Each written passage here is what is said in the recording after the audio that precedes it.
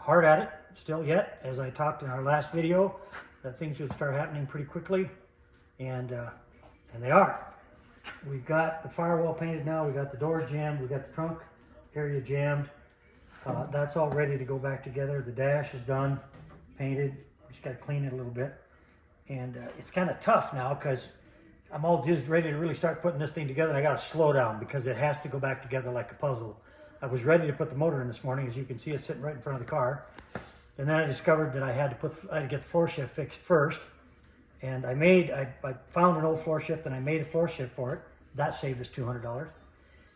And then as I'm looking at this, getting ready to put it in, I discovered that I had to put the master cylinder in first because it goes clear down under here. Right, and it's very difficult to put in once the motor's in. So I'm going to put that in first. So it's kind of like a puzzle. It's got to go back in certain stages. And that's what I'm doing right now, which is kind of a good time. I just got to slow down a little bit. I got to talk to Mike, get a little counseling here and there. Say, Cole, calm down, take it easy, because I'm really jizzed to put this thing together. Once I get, I'm going to be painting the other pieces now toward the end of the week and over the weekend. So I'm going to get this motor in here this afternoon or in the morning. Once I get that done and I get that stuff painted, I'm going to put this baby together. That's how close we are. And as I've done with the car now, I put the back window in, put some other pieces on it. I've got the hood hinges done. I've got a bunch of other small pieces done. I suppose some of you that are car people are saying, what the hell is he doing cutting that hole in that floor? I knew I was going to have to do this in order to get the right clearance to make this floor shift work. Now we're running the stock steering column, so we don't have any linkage to hook up to an automatic transmission. So therefore we had to go with this floor shift. And so what we'll do now is I'll make a piece to fill that in real nice. We'll modify the floor pan to fit. Once we get that done, it'll look good.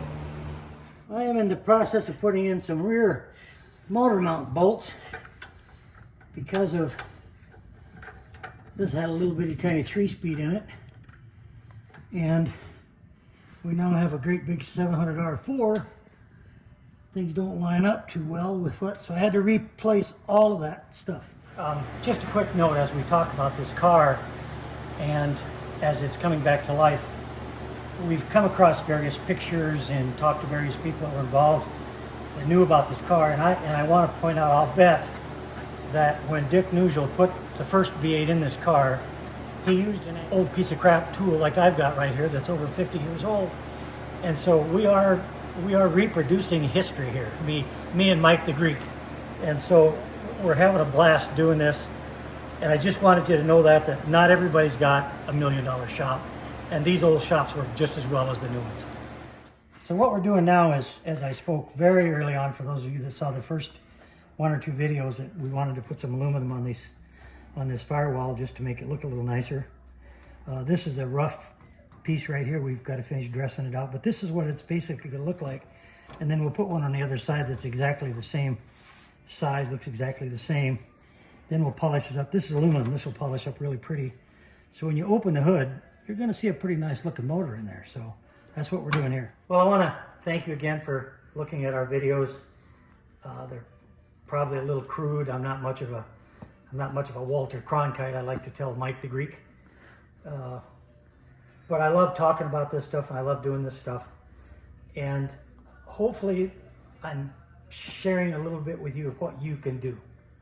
You just saw us put in a motor, very little effort, just a little bending here and there, making some changes. Putting a 350 Chevy in an old 6-cylinder Chevy car.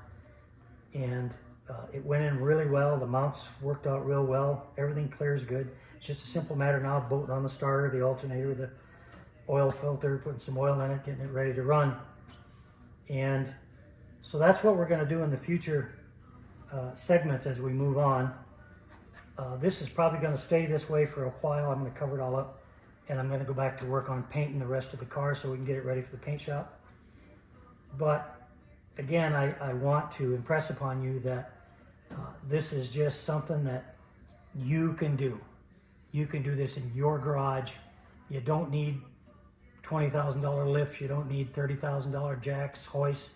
You can do this with a minimum amount of equipment and just a little bit of effort. And that's what I want to do. I want to leave you a legacy of knowing that you can look at this and you can say, that's how that guy did that. I could do the same thing and it wouldn't be any big deal. This car will drive just as nice of a modified hot rod as you'd ever want. And so until we see you in another week or so, barring any explosions, fires, or catastrophes or earthquakes, we will be back with more stuff hopefully within the next week.